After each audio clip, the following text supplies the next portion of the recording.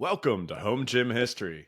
My name is Rob from Vintage Weights PGH, and thanks to Garage Gym Radio producing this episode, I am happy to have a bodybuilding, weightlifting, powerlifting, strongman, grip strength, Moss wrestling athlete, and that's just the strength pursuits of this gentleman, Mr. Ode Haugen.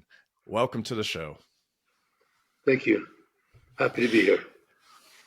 Well, listeners, I am happy to have him here because if you missed that little chain of experiences that this gentleman has had, I've just, the more I learn about you, sir, the more amazed I am at your career in strength and just your variety of pursuits. So, listeners, I plan to ask Mr. Haugen about his World's Strongest Man appearances, about his grip strength feats that would astound just about anybody, and also get into just some other little parts of your life, like brief stint in the NFL that I didn't know until recently. So to go back even earlier than that, though, you're from Norway, excuse me, and am I correct that I read that at a very young age, like 10 years old, you started building your own equipment? You were so interested Yes. in strength and Yeah. working out. How did that come about? Like, what did you build? What did you do? I grew up in a small town. It was an modern industrial town, but there was nobody with weight sets there. So I never knew anybody that lifted weights or anything like that. I didn't even, there was no barbell, no dumbbells, no plates, nothing in the entire town. And I don't know. I've always been interested in strength, I guess, even at that young age. And my first dumbbell I built out of birchwood, cubs of birchwood, and put handles between them. And I used to keep them stuck in an old bathtub, like a wash tub that my mother had, that I filled up with water, and I left them in there to keep them, wet and heavy. They dry up, they Oh, get okay. light, right? Gotcha. They'd soak So in the water. yeah, that was my first weights, and then I bought the sets of to a couple of. I got like a correspondence course, a bodybuilding course that had a couple Uh-huh. of 3 kilo dumbbells that came with it. And those Okay. dumbbells I still have. I still actually have them in my possession. But also, not at age 10, but like a couple of years later, in shop, I built like a, um, incline bench or a flat incline bench that would be variable and could set in Okay. any variation that I used for lifting both with dumbbells and with barbells. Well, the And name of the eventually, show, I mean, you're on Home Gym History, and that's some pretty interesting home gym history right there. So, I, especially during a couple years ago, like the COVID shutdown, a lot of people were just kind of scrambling to make whatever they could and use whatever they could. So, I've seen since then a lot of do-it-yourself gym projects and people doing things at home to kind of make their own equipment. So that's pretty interesting. I didn't know. I'd read about the wooden dumbbells, but that's interesting about letting them soak, just yeah, get them as heavy as you yeah, could. keep them all heavy. Yeah, no, as I was, and seems like it was a long period of time, but between like 10 and age 16 when I left home, I, um, I lifted, I lifted in my room in the apartment building, and I remember a friend of my father came in, the plumber. He was thought he was very strong, and he wanted to lift with me, and he sent a dumbbell through the wall in my room. So I got in trouble for that, but it was an adult that did it. It wasn't one of the kids. Yeah, at least And it wasn't you. yeah. And I also set up gym down in the basement in like a wood, firewood booth that they have down Hmm. in a apartment. Because we lived in a 3-story apartment building. In the basement, they had like different. So I set up a training there. Remember doing Okay. bending iron down there and stuff like that.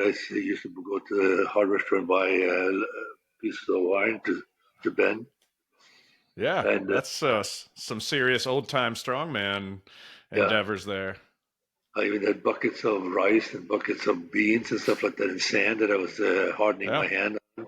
So I mean, I don't know where I got this stuff from, but it was, I read about it, I guess, and did it. Well, that's what I was just going to ask. Are you seeing this in like, strength magazines or something? Where are you Yeah, I learning to think a grab lot a of bucket the of rice?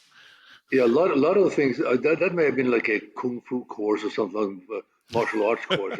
I correspondence stuff that I bought online or something, not online at that time, but correspondence Yeah. type of thing that I got. That's sort of where I got that idea from. But I mostly a lot of my lifting and stuff like that I learned from reading Iron Man Hmm. magazine, Yeah. and I Yeah. had actually issues. I was kept buying them, and I saved up money. Bought back issues, and I had back issues as far as 1936. Yeah, fantastic magazine. Yeah. Back I then, it love it. was like great magazine. It was fantastic, and so I learned a lot of the stuff. I was doing a lot of my lifting as I was growing up in my teens before I went to a real gym. Left home and went to a city where they had a real gym. I was doing a lot of specialty lift like old time strongman. Like I was doing one arm lifts. I was Hmm. very efficient on doing clean and jerk with a bar Yeah. and stuff like that. I wish I did the two hand lifts as well, but I was not very efficient. Those are Mm. harder to learn than and you need more flexibility, which I didn't have that much of. And I only What was started. the first? What was the first that you competed in? Was it Olympic First thing I competed weightlifting or bodybuilding? I was training for bodybuilding. That was what my biggest interest was bodybuilding. But I probably competed in a I'm trying to think. Probably competed in a few weightlifting competitions before I did the bodybuilding, because bodybuilding in Norway at that time may have had like one or two show a year, Okay. and that was probably in the summer. And I competed in my age group and junior division in weightlifting before that in the spring that's after I moved to the town. So I did the Olympic lifting and bodybuilding. Okay. My first bodybuilding contest was 1967 Junior Mr. Norway, and I got I would just say got second or third. I didn't win it, And uh, but I went to compete the same year. I went and competed in Junior Mr. Scandinavia and got second. I think I oh was wow. third in Norway. I think, but I beat the guys in the Scandinavian Championship. Lost to a Swede. Oh, they got you. So Yeah, then by the time you but came to the you United got to beat anybody. States, yeah, well, I mean, you ended up beating a lot of people in various things because, correct me if I'm wrong, but you ended up, you won some championships before you came to the United States. You were about 20 years old when you Yeah, came to college here, West yes, Maryland. that's correct. Yeah, I before I came, the year I came, earlier that year, I won the junior national championship in powerlifting, and I won the Olympic weightlifting championship, junior Nice. class. Yeah. Uh, just by luck that the guy that probably was one of the best lifters we ever had was injured, but he's the one, the Oh, same one. okay. Yeah. So,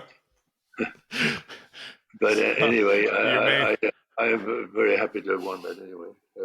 yeah, And the main then I competitor. won won the because I'd already won the junior Mr. Norway, so I had to compete in the senior. So I won the senior Mr. Norway also I that same see. year, and I got second in junior Scandinavia again.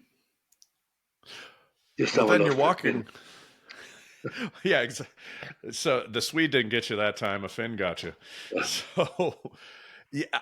What makes me curious, not just the different culture. You come to the United States in the late '60s. That's a whole different culture than you were probably experiencing in Norway.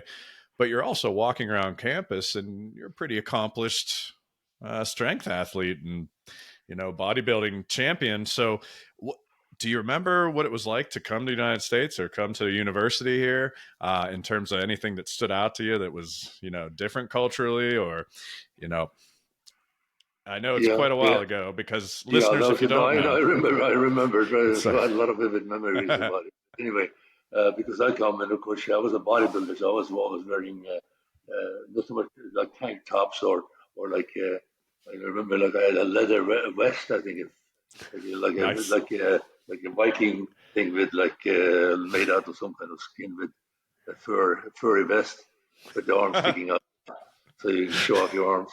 So I was walking on campus with that stuff. So the football coach kept they kept wanting me to go and play football.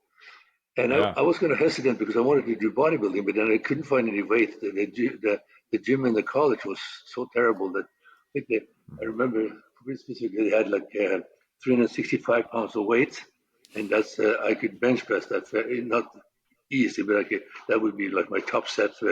Top set. I've used every plate in the gym. So I said, this is not Yeah.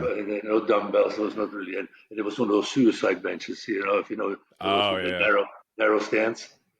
So Yeah. if you loaded too much on one, it's going to kill somebody. Yeah.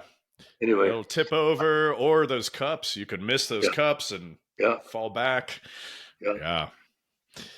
Those are So that rough. was so I was very disappointed with that, obviously, because I came from I had started I started a weightlifting, bodybuilding, and powerlifting club in Norway in Okay. '67 while I was still in high school, and Mm. and we had lifting platforms. We had a lot of good equipment, pulleys and stuff like that. But most of it was homemade, but it was good quality stuff we made. It was a great place to work out. Come Yeah. to think about it, probably one of the better places at that time was good. The club still exists actually. Mm. It's called KK67, and it still exists in Trondheim, Norway. And That's it's probably one of the older powerlifting clubs in Norway, and one of the best. They hosted the World Championship, did and all kinds of things. While I was there, we hosted both Scandinavian and Norwegian Championship in bodybuilding. that's. And but after I left, I, it sort of became a powerlifting club. The Olympic lifters mhm. left for Olympic lifting clubs, and the Okay. bodybuilders, like commercial gyms. I was sort of like doing everything, so I held everybody together. But Yeah. powerlifters took over, and basically became a powerlifting gym. But it's been a very good one. A lot of my old So, friends had some great accomplishment out of there. so prior to coming to the United States, you hadn't played American football at all. That was the Uh, first you ever played it? yeah, well, I no, not in Norway, obviously, but I had been in Yeah. in the U.S. for a year previous, as in Okay. high school. So I played a little bit of football there. I didn't really know what I was doing, but I was on the football team. But it's Uh, safe to say it was a new yeah, it was athletic a endeavor. yeah, it was a Yeah. new athletic endeavor, Yeah. and of course, typically, strongest guy, they're going to put him in the middle as a middle guard, right, as the easy position. The worst position you can put somebody that doesn't know how to play football, because you have no idea what's going on, and you just hit from every side. It doesn't Yeah. matter how strong you are, you're going to get killed and I got Uh, killed. So the first year, I did not do very well. Then they mm, got the smart idea that hey, they realized that I was the fastest guy on the team, so let him get up out of the hole and get outside and be a defensive end. So I always played from there on out. I played the right side of the field, always on the defensive end on the right side of the field because okay. I could outrun. We were a small college division, so I could pretty much outrun all the halfbacks, even and I was 6'4", 250 pounds. And you were on a track team, a thrower, Yeah, and you did some I, sprinting as well. yeah, I did shot put, discus, high jump, uh, and 100 yard dash, and the relay. I was I was the starter on the relay because my Okay. skill wasn't in running fast, it was in starting fast. I Okay. was explosive. So you can get the relay team off to the right Yeah, I start. get it off to a good start, but I Well, you yeah, found yeah, your I got it. niche, you know. Yeah, the first 20, 40 yards, I was very fast, and then Yeah. of course it got slower as you go along because I didn't have the running skill. Because I hadn't Yeah. in Norway, I didn't do much running actually. I did track and field in Norway too, but Mm. I was just throwing. So was it shot put? You were all American, and would you say shot Uh, put you really excelled at? uh, yeah, I did best in shot put, but I was always only practice discus. I wanted to be good in discus. I like discus a lot Uh, better. I did not like shot put, but I did Interesting. best in shot put. Okay. So then, when it comes to your college career, I mean, we're talking about a couple years here, and you get drafted by the NFL, I or maybe not drafted. You Yeah, end I up was making an NFL initially I was team. supposed. Yeah, actually, the way it happened was that while I was in college, they were, Hmm. I was having scouts start looking at us, and we didn't have a lot of scouts looking at in a small college division. You don't have a lot of NFL scouts, but they were looking at me, and I did all the things, and I was supposed to be drafted by the Bengals actually, Okay. and I missed the draft because I was actually in San Francisco visiting my girlfriend, and then they couldn't get hold of me. That was like another story. They called around, called the college. They said, I don't know where he is. They didn't know, where I was, and uh, and Yeah. uh, and they got the phone number and they were able to call my girlfriend's house, which was and Oh got the wow. mother, and she said she was going to hung up on them. So that was it for my being drafted. Anyway, they said Oh they were no. going to sign me.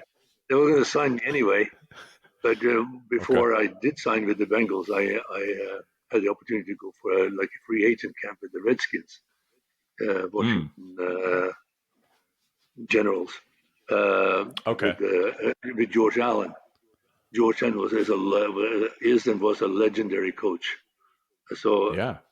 I go to a tryout camp. There was a couple of other players from our team who wanted to go down the tryout. So I said, I'll go out down there with you. I'd like to see, what is the level of these things, right? So I tried out. There was 500 people trying out, and they signed two people, me and this other guy. So, Damn. but when George Allen says, I want you to play on our team. I want you to be our new, Uh huh. outside linebacker. And I said, okay, where do I sign? so, Yeah. so I signed with So them, then, and I went to many camps during the spring mhm. mini camps and stuff like that. So I got the feeling So of then an what the NFL injury was all set you about. back Yeah, I was at some point. like I was saying, I was running dash, Yeah. and I was in the conference championship. In college, Hmm. I did a shot actually in the championship. I did the discus and the shot put, but they also had me running the 100-yard dash, and I think in the finals I just tore my groin, Oh, and that's it was bad enough so. that I couldn't pass physical Yeah. to the Yeah. Redskins. I went home and I actually moved to S- San Francisco, and then the next year I just went and tried out for the 49ers as a free agent. Okay, you were able to walk on and try out, Yeah, and so then you make a go of that. And from what I was able to read, there was some played a couple games, some preseason games, things like that. yeah, But right. then how did everything come to an end with the NFL? Did you just not make the team, or decide it wasn't for you at that time, or No, what happened to I bring sprained that my to a ankle. close? I did really well. So I knew I could make it, but I sprained my ankle badly, and it takes a while Mm. to so they didn't release me from injured reserve. You could put you on injured reserve, so I'm on the payroll. But Ah, by the time they, um, by the time they took me off of injured reserve and put me on waivers, there was nobody to pick you up because they know that I only played a couple of and I wasn't from a big school or anything like a big name, so gotcha. they didn't pick me up. I could have signed, come back the next year, but Yeah, I decided to go to grad school instead. So I went to gotcha. So then, graduate school. so you got a business degree in graduate school. So then you Yeah, combine that with your undergrad in physiology, I exercise. believe. Yeah, exercise science. Yeah. And did you immediately after grad school start trying to open up your own fitness club, your own gyms, that kind of Mm. thing? No, not for a few years actually. I never even thought about that as a possibility. What I was doing, I was in real estate, Oh, commercial interesting. investment Okay. real estate. I had a company. I started a company while I was in grad school, and that company is actually still existing. But I'm no longer been involved in that. I sold it out in Hey, 20 over 20 years ago. you got the Uh, barbell club in Norway. You got a real estate company here. You're yeah, leaving your legacy at everywhere. least at least there are some things left over after me. Even though Yeah. maybe I didn't get much out of it, but at least it has my name attached to it. Yeah. Nice. Yeah, the realty company been in the business now since 19. So I opened up while I was in grad school, so I was in 1975. Mm, okay. That was my last. So, I graduated it must have been August '75 because I graduated from my MBA. I got my MBA in December. mm. So then, when I was researching, we hop, skip, and jump to your 40s when you start getting into strongman. But Yeah, before we get to that, because that's remarkable in itself, I'm 42, yeah. and I can't imagine just today thinking, you know what, I'm going to pursue strongman. Um, I mean, I could, but I don't know if I'm going to make it to the world's strongest man. So when it comes to your 30s, in between real estate company and pursuing strongman, were you competing in anything at that time, or were you just kind of, No, for training 20, to stay healthy? pretty much from after football, I didn't compete in anything for a long time. Initially, Okay. initially, right after I kind of, I always kept working out, but for like a half a dozen years, I was probably doing more skiing and Hmm. tennis playing and stuff like that. Yeah. And but then I realized that all of a sudden, like in the early 30s, like 31, 32, I realized I said, wait a minute, you know, I'm a stud. What the hell is going on with me? I put my step on the scale. I'm on 218 pounds, and I had a 36-inch waist. I said, I'm fat as shit. What the hell is going on with me? Yeah. So that's why I said that I'll stop this stuff. I'm going to the gym once in a while. Starting tomorrow, boom, boom, boom. I'm getting on the program, and from Gotcha. in within a year, I went from 218 to 242 pounds, and I went from having a 36 Wow. inch waist to a 32-inch waist. But I used to be much less than that. When I was bodybuilding, I was down to like 30-inch waist, but I was very happy to get down to 32, and I never see Yeah. that again. So I would love to be near At that the time. So now. then what set your sights on strongman? What piqued your interest? Did you just see some competitions, or did you just know Well, of it it and was, think, I'm well, going to give this a go? no, when I think about it, think back on it, I got tended. I met one of my members was Grizzly Brown. You remember him from old Oh, yeah, yeah. ESPN shows? Oh man, My he was a first, my character. yeah, my Yeah. first gym was in 1985, and he was a member there at my first Oh, school's gym. In 1985, I opened it up, and he trained there, and I had English shot putter. What's his name again? world's That strongest won World man. Strongest too. Yeah, he won World Strongest Oh, twice. Jeff Capes. Jeff Capes.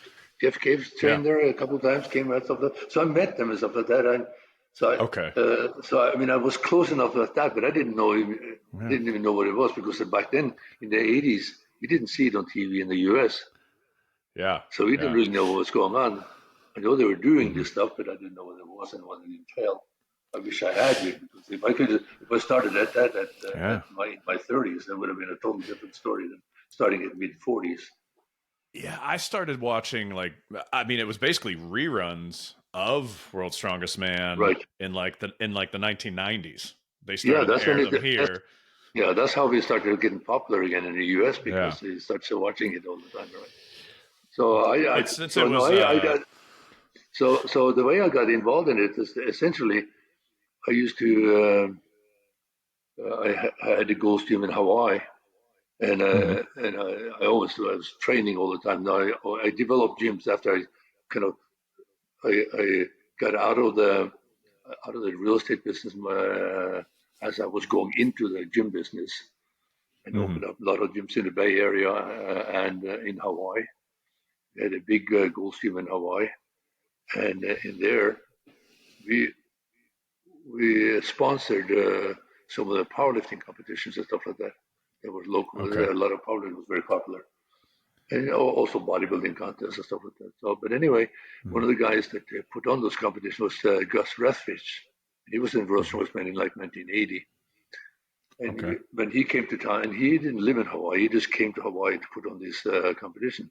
But when he was there, he was always in our gym training, as was most other people that came to Honolulu. And we always trained together. And he said, "No, you got to get into powerlifting. I mean, I can get into 800-pound deadlift in no time." And I said, "Well, I don't know what that." But anyway, I never got to 800. By the way, long story short, Yeah. I never got to 800 pounds. But I started powerlifting. And, he put me in the program, and I immediately went from what I was walking around like 250 to 265 to 80, and Mm-hmm. I started competing in powerlifting contests, both locally and then some both nationally and internationally in Mm. masters division. And during that period of time, I also they had the Hawaii Strongest Man was going on, Okay. and one of our members, very big bodybuilder, huge guy, um, he went to compete in it, and I went to watch, and I could tell I know he was really strong because I see him train all every day, and Mm. but I could tell he was going to get his ass kicked because he didn't know what he was doing. So Yeah. I started helping him because I had a good sense of what he needed to do, and he won. Hey, And the next nice. year he came to me before he started preparing for it. He said, "Can you help me prepare for it and when you compete?" I said, "Yeah, I'll do it again." We did it again. He won it again. So then the third year when he did it, he said, "Oh shit! Well, why don't you prepare? Why don't I do it?" So I did. So then the third year I did it, and I got fourth place, I think. Oh, nice. And So, then then I was bit by the bug. I and said, from "Man, there on, you this were is in. my this is my sport. This is what I should have done all my life, basically, because I'm like a jack of all trade, and strongman is basically you got to be a jack of all trade. You got to be willing to do anything." Well, I mean, we're talking, probably the early the mid 1990s at that point, and Yeah, to the best of my knowledge, it wasn't like today where you could just hop online and order yourself a strongman log or buy yourself Atlas stone molds or whatever you wanted to have. So were you mainly just doing weight training, or were you crafting some implements to kind of prepare for no, we made contests? up it. Yeah, we made implements in Hawaii and stuff like that. We had yokes Okay. and farmers walk and stuff like that. We didn't have logs. Hmm. Uh, it's not like today where you have light Yeah. stuff that you can put weight on it. And Yeah. my stuff were uh, farmer's walk. If you're going to do farmer's walk, you have 275 per hand and cylinders, and you need to pick them up and walk with them. So you That had to was be it. strong to start with. Yeah. Yoke, the same thing, 805. Yoke was 805, fixed weight. That's what you had to run with. Nice. And logs were like 220 probably. So So, then, it wasn't that easy to do. But so we started making more and more equipment because I started promoting competitions and stuff like that. We competed the Beauty and the Beast competitions in Hawaii. yeah, I've heard people mention the Beauty and the Beast competitions, and as far as it makes sense. You're making this stuff for the competition, and then once it's over, you still have the implements at Yeah, your gym, so you're ready to go. So you get all the way up to 1999, Strongest Man in America. You podium at America's Strongest Man, Norway's Strongest Man, and in the 2000s, now you're in your 50s at this point. And that's if right. listeners don't know, your birthday's coming up. You're, let's see, 74 in January. Yes, All right, so I did my math right. So, yeah, in the 2000s, you're now making it to the world's strongest man. In your 50s, were most of the competitors, I'd assume, younger than you at World's Strongest Man? What was that dynamic like when uh, you're stepping always, on to like the you know, elite all stage? my competitions, they're always usually 20, 30 years younger than me. So that was a big deal. But yeah, I should have probably been in World Strongest Man I should have been in 1999 already. because Mm-hmm. that was probably when I was in best shape and stuff like that. And but they wouldn't take me because I was too old, I think. But Ah, then 2 years later, I competed in a lot of the international Grand Prix, and I did well in all of them. So I got invited. gotcha. It changed their mind because yeah, it's Yeah, an invite. Whereas like on the flip side, Giants Live you can win certain events to get to there, and or yeah, Arnold now, for example, you can qualify certain ways. So yeah. you Back then it was all preceded by invite. those Yeah, things. yeah. Yeah.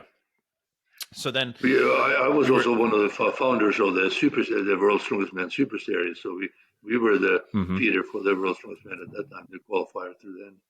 But I never qualified through that. That was before I that Okay. was after I competed in World's Strongest Man. So looking I was back at those 56. three I was appearances, 56. I was 56 the last time I competed in World's Strongest Man. and I'm But I pretty thought it sure was that's still the record for oldest no. competitor at World's Strongest Man. Or Felix did just Mark? beat me this year. Did he Felix beat me pass you? this. Okay. Yeah, 57.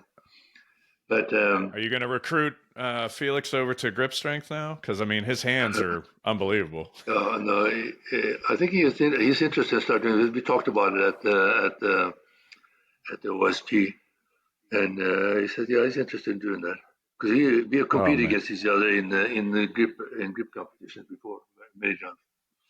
But Hmm. yeah, he'd be very good. I was going to ask you when you were competing at World's Strongest Man, as compared to other strongman competitions, you know, what was the biggest difference? I mean, did you have just having the cameras around or having the other competitors, from all over the world? I mean, you've been at Yeah, international competitions, yeah. so was Competing against all the best ones all the time already. So it wasn't that was not a big difference. The difference is that how the World's Strongest Man competition is. It's a TV show, so it's not like a competition where it's set up for the athlete. It's set up for the cameraman. mm, They always run out of batteries. You believe how much they got to be like a school in Hollywood that tells filmmakers how they run out of battery all the time in their shooting, so they had to have a break. I don't know if there's a bathroom break or something. I don't know. They still do this thing. I never could figure it out. I've been a lot on TV shows. The same thing happens there. Oh, wow. we had to just hold a moment. We got to hold. The camera is out of battery. You got to get some new battery or something. Over something. Anyway, so you never knew when you were competing. It wasn't like so. That it took a kind of special type of competitor to win. I think to be able to go through. Uh, Yeah. Back then, it, we were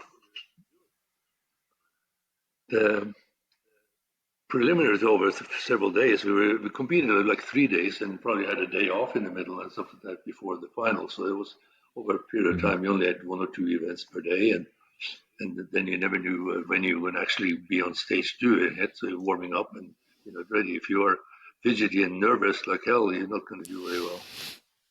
Yeah. Yeah, I'd imagine so. And by that time, you know, you have children, I would assume by that Yeah. time. Yes. Um, so then travel for all these competitions, things like that.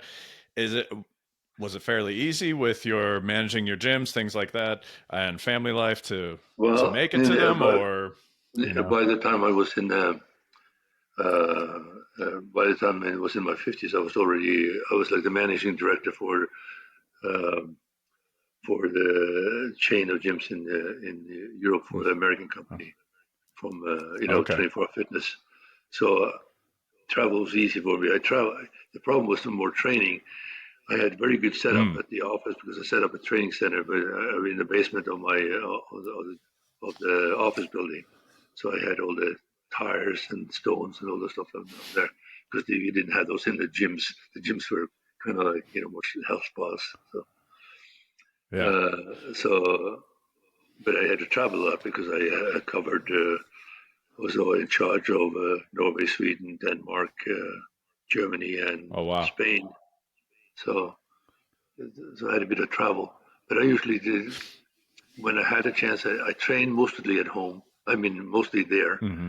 When I was on Yeah. the road, I usually trained. I I admired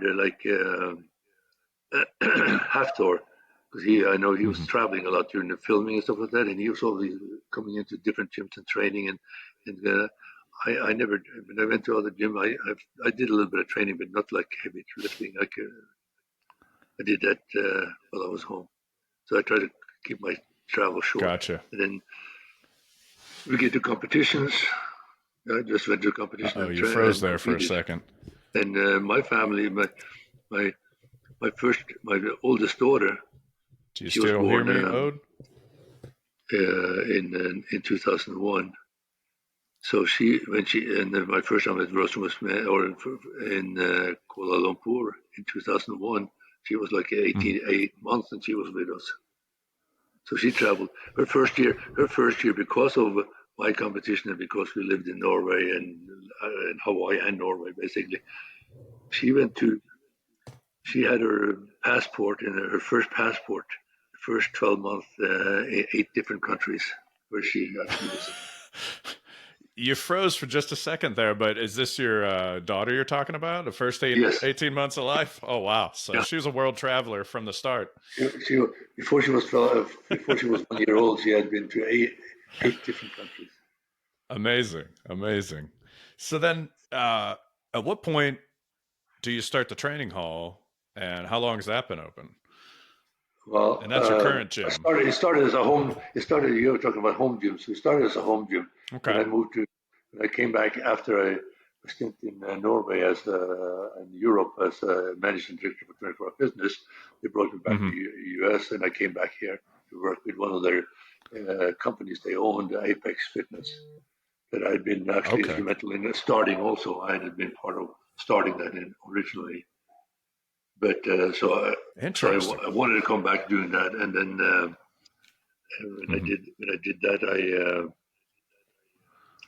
came back to Southern California and to the area I live in right now. And I looked around for a house that I could find with had a garage and a room to create training center because I didn't want to with a young baby. I didn't want to be gone so much, so I wanted to have the training Yeah. right at home instead of going to the gym. So that's how it started. That's how it started. So I started the gym in my garage here and driveway, and that's where What type of what type of stuff did you have there? I had everything. Everything I brought a lot of stuff from Hawaii. I Nice. brought a lot of stuff from Hawaii to Norway, and then from Norway back here, Okay. and I picked up more stuff from Norway. We have tires from Norway. We have logs from Hawaii in the training hall. Almost That's great. most of the core stuff that I have in the training hall was here in my house up till I guess 8 years ago. Yeah. I Oh, decided that's I phenomenal. decided to take it to the training hall. So the training hall is Yeah. just Why not? a continuation of the home gym. Yeah, it sounds like it because then you move all of this to the training hall. And I get jealous. There's a gentleman I follow on Instagram, William Reed, Rootskin, that Oh, he's a grip athlete. amazing! And Hey, he goes to the training hall on occasion. And every time I see him post from the training hall, I get jealous. And I don't know him too well at all. I just think he's an amazing athlete. So I follow him. yeah, And yeah. he's incredible. Yeah, we have some of the Well, best. speaking of amazing athletes, no, go ahead. Yeah, we have. But beside him, we have Ben Galloper.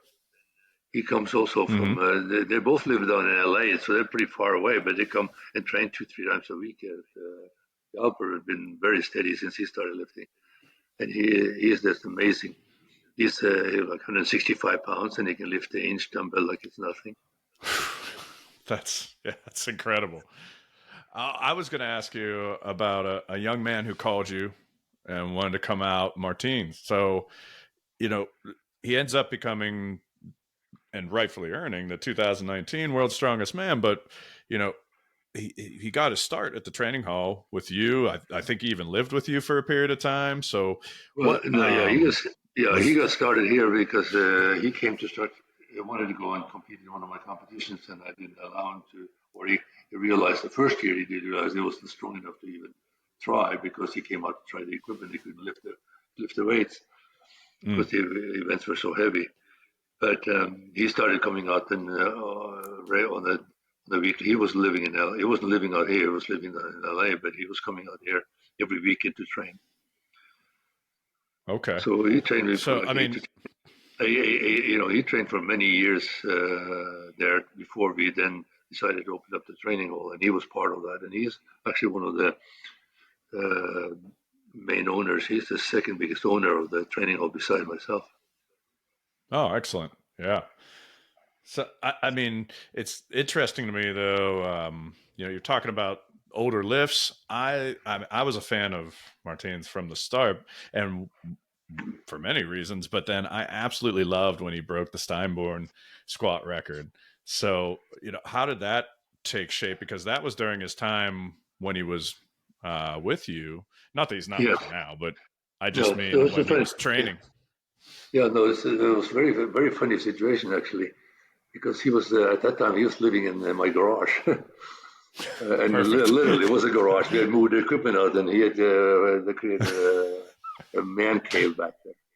So he was living in the back of the garage.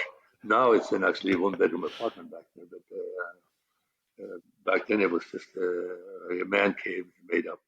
But anyway, so he was living in the garage. I'm on the phone with Terry Todd. This is a year that Martins was not to compete in Arnold's, and they really like him to be part of it. So he said, Hmm. uh, Terry asked me, what do you think the Steinborn lift? Do you know what it is? And I said, yeah, I think I know what it is. And we verified that we both talked about the same thing. And he said, do you think? He said the world record is like 560 pounds. So do you think Martins can do that? He says, I say, if anybody can do it, he can do it. Terry thought because he is so agile. So I said, yeah, I think he can do it. And that, just as I'm saying that, Martins walked right behind me. This is right back there. If you look like that, he just walked right up behind me. I said, Martins, do you think you can set world record in the signboard lift? 565, something like that. He said, yeah, no problem. And then then he goes to I love it. he heads on out and goes to the training hall. And by the time I get to the training hall, there's like 3, 4 people doing a Steinborn lifts there on the runway in the training hall. Excellent. And of course they made like that humongous globe barbell Oh for him yeah, to do it with. they made a total That was replica, cool. $25,000 barbell. They made it Wow. exactly like the original. They had the original there too, but the original, they didn't want to break anything. It's Yeah. a museum piece, so it's Sure. so an artifact. So Rogan, Yeah. incredible. They spent 20,000 plus, I think, in building, That's and a incredible. total replica. That's absolutely perfect. Well, Martins has. I'm obsessed with it. I love. He has his Strength Unknown YouTube series where he's traveling around the world and kind of exploring these different historical Oh, strength. It started out that's just kind of fantastic. visiting other competitors, Yeah, but it's like yeah, fantastic. Yeah, yeah, it went from like visiting other competitors and just kind of lifting with them to now it's like a travel show basically, only strength oriented. yeah. And one thing I really love about it is the respect he has for these different stones and implements he finds. Like he had AbMat shipped him some crash pads so that he wouldn't like harm the Yeah, yeah. stones that he was. I think it was in China that happened, that he was lifting these ancient stones. But a stone that he lifted that I think is very interesting and a cool kind of thing would be your tombstone. So Yeah, the Ode Hogan yeah. tombstone could. And How did that come to be? that's another story because Terry Cole says we want to try to do a stone that we want to get a stone that is kind of challenging, but well, I have the right stone. I have a stone because we used it in competition. Yeah, but we only loaded it. We never shouldered it. We were Oh, just okay, loading it, and gotcha. and I said it's like 410 pounds, something like 411 pounds. Wow. And he says, "Do you think anybody can shoulder it?" I said, "Yeah, I think it can be done. I think it could be easy." And could you think you can have Martin try it? And of course, Martin tries it, and he can do it.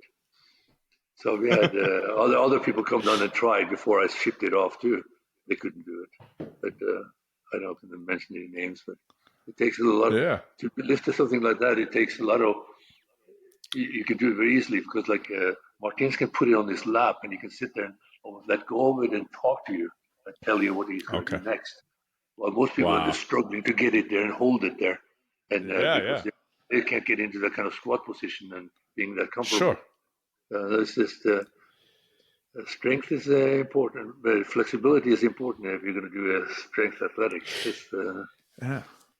Martins was doing exactly that with JF Crone on the episode of Strength Unknown that he has with JF Crone in Canada. Yeah, He's showing kind of like a sandbag technique of his and or stone yeah, technique as well, but he's using a sandbag. He's got it in his lap and he's showing him, he's talking through it while this like 300-pound bag is just sitting there yeah, and saying, yeah, "Oh, put your arm under here and you're gonna swing it around." And yeah, so yeah, it's incredible. yeah. It's incredible. So did you has there been other athletes that have come through that you've gotten to know to that point that they're living in your garage or that you're working with that long, or is Martine's kind of a one of a Well, kind? during the same period of time, Jacob Finnerty was here too, training. He didn't Oh, live in a garage. wonderful. He was married and Yeah. had a place to live, like a normal Well, person. But Martine's was, yeah, he was already there. Garage was taken. yeah, so Jacob Finnerty, we discovered him at the Fit Yeah. Expo. He was sitting in the audience, and so we pulled him out of the audience to do some Moss wrestling, and he beat everybody. So I said, well, Yeah. where are you from? And he actually didn't live very far from where we are. I said, why don't you come Okay. and start training with us? And he started training with us. And he and Martins were, it was great training having them together because they were so equal in so many ways. Yeah. Yeah, So I've never yeah, tried Moss wrestling, but it looks really fun. So there's listeners, if you don't know, and correct me, Ode, if I'm wrong. There's a board in between your feet, right? yeah, right. And then do you lock hands? No, you have a stick. You fight over a stick. It's a This stick stick. wrestling. Yeah, There you go. Okay, Moss. so there's a stick. Yeah, and so it's a very serious grip component in it, but more than anything, it's a full flexibility, agility stinks. Mm-hmm. It's like something. Uh, some people are afraid of doing it because it's obviously you're going one on one against somebody, and Mm-hmm. when you lose, you lose. It's not like if you can't lift a stone, you can't lift a stone, but there's no more chance of getting hurt in it than anything else, and it's just sort of like the problem when people get hurt in it is because they're so unprepared, their body is so unprepared for doing explosive stuff. Like Okay. anyone who's not been running goes out and try to run a 40-yard dash, you're going to get a Yeah. hamstring pull or something. This is exactly what happens for a lot of the powerlifting and some of the strongmen in mass wrestling is that they're not used to that kind Mm. of explosive, reactive power. Is But there? it's a I mean, can I fantastic just sport. can I just go to the hardware store and get like a 2x8? Is there anything special about what's in between me and the competitor? Yeah, it's actually a 2 meter board in between Okay. the whole sit down. But just had to be strong. You can make it. Yeah, you can make it out of plywood basically if you Yeah. Okay. and And then like a 2-inch dowel. What doesn't yeah, matter. Or like what do you? it's a 20-inch long dial, Okay. but and it has to and the competition size is like 1 1/4 inch thickness, 1 1/3 inch thickness. So it's fairly thick wooden dial. Has to be strong, Yeah. So obviously. I actually only have one more topic I wanted to, if you'd indulge me, get into here. And but before I get into it, to wrap up Moss Wrestling, I just now thought of this that Home Gym Con 2024. It'd be really fun if we could carve out a little space there and set up a Moss Wrestling for people to try. I bet you, like myself, there's a bunch of people that would like to try it that just have never done it before. So I'll have to talk to Jake about that. See if we can Yeah, find a little area for some Moss Wrestling to go on. yeah. It doesn't Is need a there lot of a space. The reason why the sport is main is the what is it called it's the national sport of the Yakut people, and they are living up in Siberia. Oh, the wow. small space, you can do it in a small, it's a very small confined space, obviously. And Hmm. they do it so they can train on it all winter. And you could do it on the boats. The Vikings Okay. probably did it on the long ships. Makes sense. Yeah. Because it's just a compact space and you're not really going anywhere. You're sitting for the most part while you're doing it. Yeah. So when it comes to the Thomas Inch dumbbell, you brought that up briefly a little bit ago in the episode. I've seen, I don't even know, I've lost track how many videos I've seen of like um, can you lift this dumbbell and the unliftable dumbbell and with you in them too, with Juji Mufu and with Larry Wheels, all kinds of different people that you've been in videos with. Uh, you know, I, I'm training for the Thomas Inch dumbbell myself right now. I'm trying to work up to it. I'm in the 130s to getting into 140 pounds on my trainer.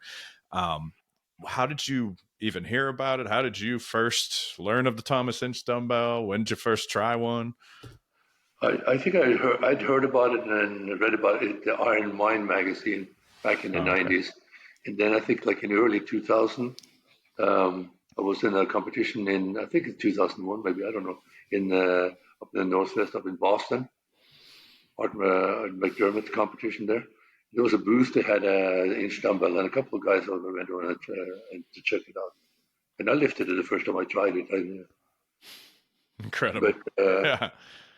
but I was very curious about what it was, Yeah. because at that time So, it wasn't like the the idea was that you just lifted it up off the ground and put it onto a board or put it onto like a 8-inch ramp or something like that. That was the okay. whole key to strength. It wasn't lifting it Yeah. standing up with like what we are doing now.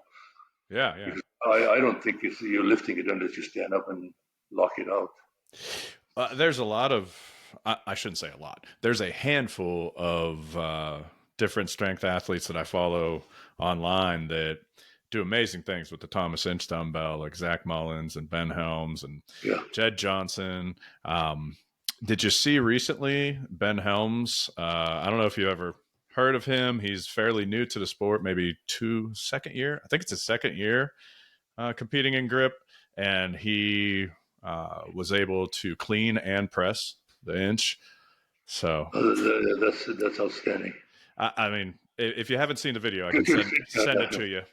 Yeah. Um, he had been cleaning it for a couple months and able to clean it, and he competed. There was a competition, heavy hands, in geez, when was that? September, that he was at, that I also competed at, and he, at the end of it, for fun, just kind of doing some things, he attempted to clean it, and it just, he had given it his all at the competition, just didn't have it in him. But then at this point, I think it's only about a month ago, he was able to clean and press it. He had failed to press a couple times in his home gym. It wasn't Yeah. in any type of competition area, but he had, you could see he was getting closer and closer. So yeah, I'll send you the video once we get off of here, but it was shocking. Like, oh my gosh, I can't believe, like, I'm used to seeing like Mark, you know, Yeah, Mark professional Henry.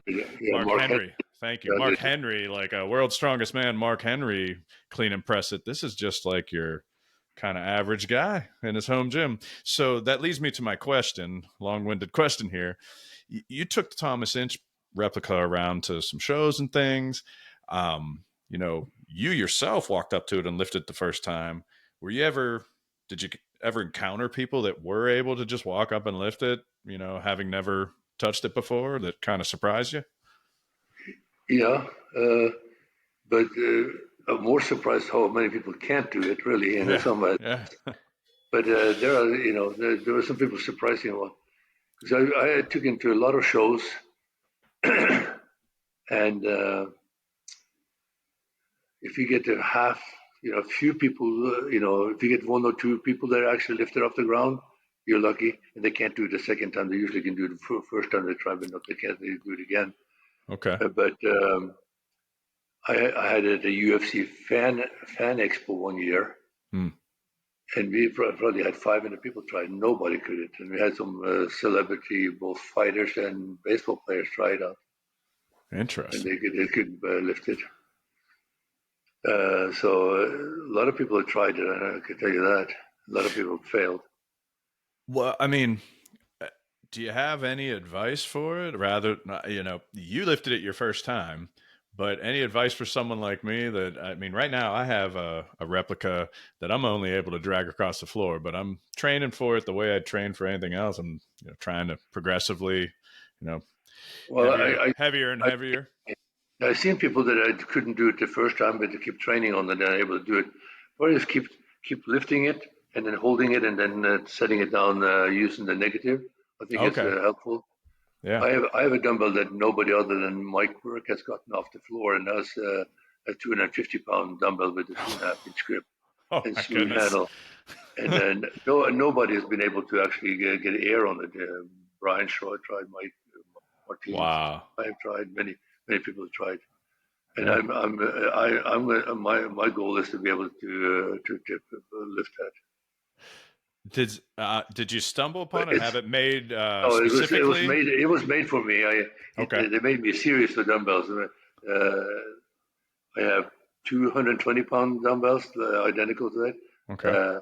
Two 140s, two 160s, Oh wow. and then I have one 250, That's which was wonderful. supposed to be a challenge. But I thought, it was an idea. I thought it would be a good idea to have. But I It's haven't been able to quite a lift it. challenge. But I'm gonna keep working on it. But I think a way to get it if you haven't not able to lift it is to use both hands, lift it up. Okay. But like anything else, keep lifting at it, doing it. Yeah. Like on the inch dump, it was something I have a special relationship. Even like this Sunday, we had the grip competition at the training hall, and I wasn't participating because I was sick. I had like I was under the weather and I didn't feel very good, stuff like that. And afterwards, I was screwing around, they were lifting the inch dumbbell. Uh, some people are trying to do one and stuff like that, and there wasn't a lot of success. But uh, I like the challenge of it. I but love I the history. yeah. So But even on a bad day like that, I could lift both of them at the same time. that's Just incredible. went down the bend over and did it. So Well, I I know. think it, it's surprising to a lot of people how difficult it is with the thick handle because it's the size of like a Coke can. Yeah, Um, plus being 172 pounds. So that's where I think a lot of people underestimate it.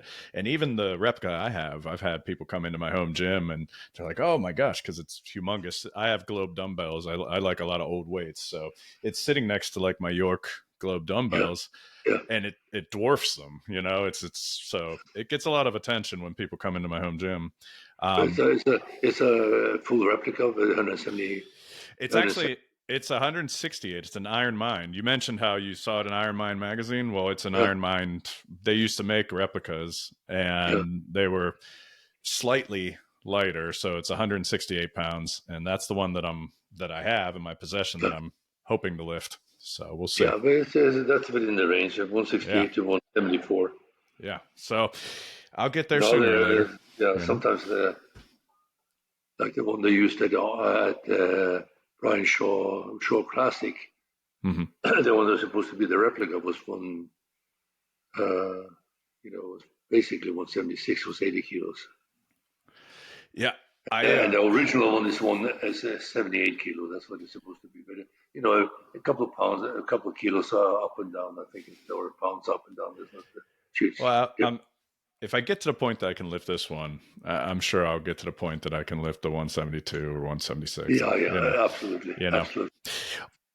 who made your bells? Who made the 250 and the ones you named there?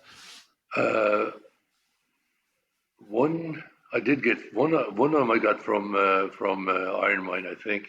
The Okay. other one I got from Sornex. It was the Oh, one they okay. used originally, the original one they used it the first time they had a dumbbell press in the Arnold's. I bought that one. Oh, okay. Excellent. Yeah, because Sornex used to do the Arnolds. Yeah, So yeah, that makes sense. Well, as far as grip, for like the home gym owner that's maybe not a competing specifically in grip strength, but sees the benefit of it to improve their overall strength. Just what would be your advice for them? Double overhand deadlift, or yeah, should they double get in? over. uh, double over and double overhand deadlift with axle, obviously, or Yeah. with a bar for that matter, Yeah. and rolling handles. If you regularly only have a bar and don't have an axle, get fat grips. Fat grips, I think, Yeah. is an excellent way of training for that because you have to hold on differently. Yeah. It's harder than the axle, because, or at least it's a little different in the sense that you have to actually squeeze them. Yeah. You don't need Yeah. to have to squeeze a fixed bar. So I think it's I a agree. good place to training with. So hangs are really good. Uh-huh. Hanging in a rack. Yeah. At the training hall, we put a small bar on top of one of the powerlifting cages, and you hang by a rolling bar. Okay. That's an interesting one. And even with a normal size grip or a 1 inch bar or 1 1/4 inch bar, it's still very challenging to hang when it's rolling. Yeah. Yeah. I mean, even just on a regular pull-up bar, I'll do hangs. It feels good for my shoulders too, but I can feel it Yeah, taxing my grip. So yeah, that's great yeah. advice. Have you seen these yet? These are called Saxon grips. They're made by AbMat, and they function just like a fat grip, only it's like a Saxon It's bar, cool. Yeah, and they're that would rubber. be also You a know, very inexpensive way of being able to yeah, use. If you don't have one bar and have yeah, plates, you have yeah, that, and you have fat grips. You got it all. yeah. Of This course, thing, the Saxon bar is excellent. I think Saxon bar is yeah. one of the most popular bars we have in the training hall. When somebody started lifting with the Saxon bar, yeah, everybody else would try it out. Oh yeah, line forms. Yeah, Yeah, I have a Saxon bar and I like it a lot, and you know, I like to mix it in. It's a good variety, you yeah. know, and That's my it's my it's my favorite lift. No, I used was to I be was the double over. It used to be the double over and axle, but my deadlift is so weak that that's uh, hard well, enough. maybe weak to you, but I'm sure even at almost 74, you're probably stronger than some of my listeners, and me. So that's my last question for you there. Ode, I appreciate your time, and but I've got to ask, what are your goals here for the future? Because you don't seem to slow down. Like you're going strong. So what do you got on your schedule coming up? What are you up to? I think the next thing for me is going to be the Arnold arm lifting. I think I'm going to do that Wonderful. one. I told Ricardo I wasn't going to do it because I was supposed to have a surgery, but it's planned surgery for January. But I'm going to put that off because of other things. So then I will be able to train for it. So I'll train for Okay. the Arnolds, and I'll do the Super Series and Excellent. World Championship again. But besides that, I'm going to keep working on the lifting the dumbbells because you do need to practice that stuff too. I realized when I went to the Brian Shaw's, I did it on a 2 week notice, and I hadn't Okay. touched the dumbbell lift for a year maybe. So it wasn't like I had not trained on it. So I'm going to train on that too, particularly try to get that Okay. 250 pound dumbbell. So Yeah. my that's next year, a year from this January, I'm planning to be able to do that 275. That'd be I've always had incredible. as a goal to do the clean and press of the inch. I can Yeah. always lift it high enough, but I'm in. I just realized that even if my strength is there, my agility and stuff is just you're losing that as you get older.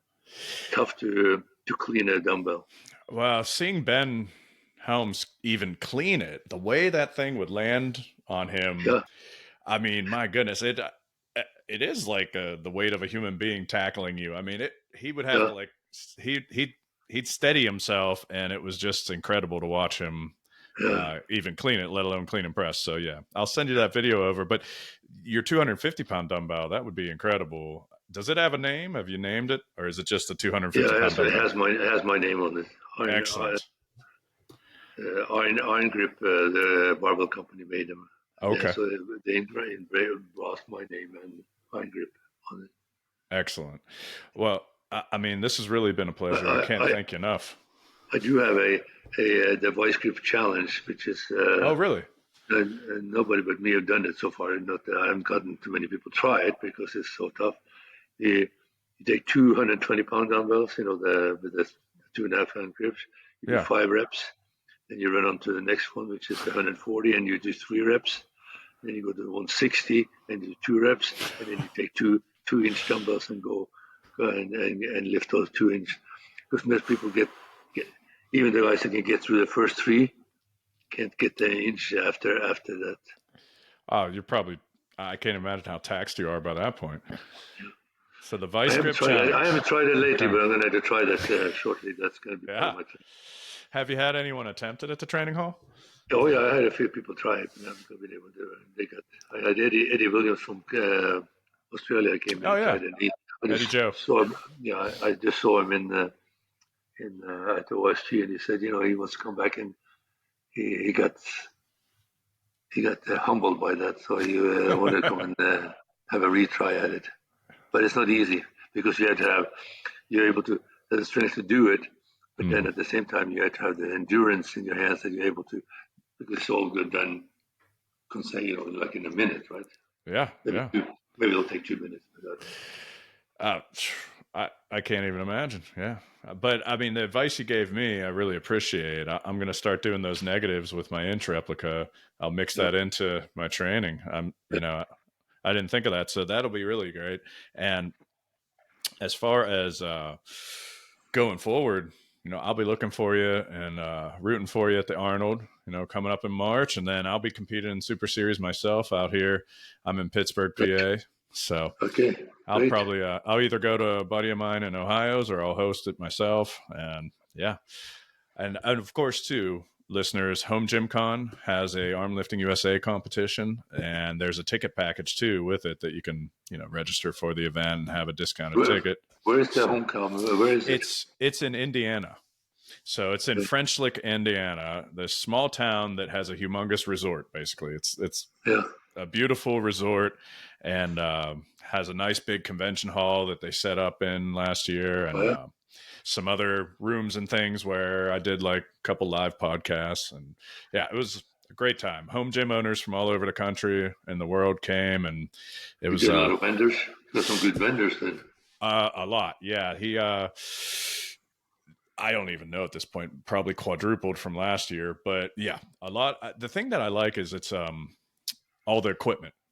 Everything, like all the vendors there, all the equipment, you just pick it up, work out with it, train with it. You can come down in the morning before the show opens and just get a workout in and try out things. And that's kind of the attraction to home gym owners, because a lot of stuff is expensive, and it's nice to actually get your hands on it before you decide what you want to Of buy. course. Yeah. So it's and for me, I thought it was great just talking with the company owners and getting to meet Yeah. these kind of innovators and people who have, kind of shaped the industry that I like so much. So Yeah. yeah, it's a great event. And But if you, when do you do it? it's in May, or I'm sorry, last weekend in April. Uh, Yeah, so last weekend in April, Home Gym Con and Arm Lifting USA is there. And if anyone competes there, it's a year-long membership in arm lifting. So then you could do Super Series later on. Or if you yeah. competed at the Arnold, for example, you could then do Home Gym Con. So come on out to it. And Ode, thank you so much for your time. Thanks. I learned a lot, and I know my listeners are really going to enjoy this. So I can't thank you enough, sir. I hope I didn't ramble too much. Oh no, no! You brought out some surprises that I had me laughing. I loved it. So no, thank you. Okay. Thank you. Thank you for having me. Absolutely. Let me know if there's anything I do for the homecom. Oh, you got it. Home Gym Con will be in April, and yeah, I'll reach out and let you know.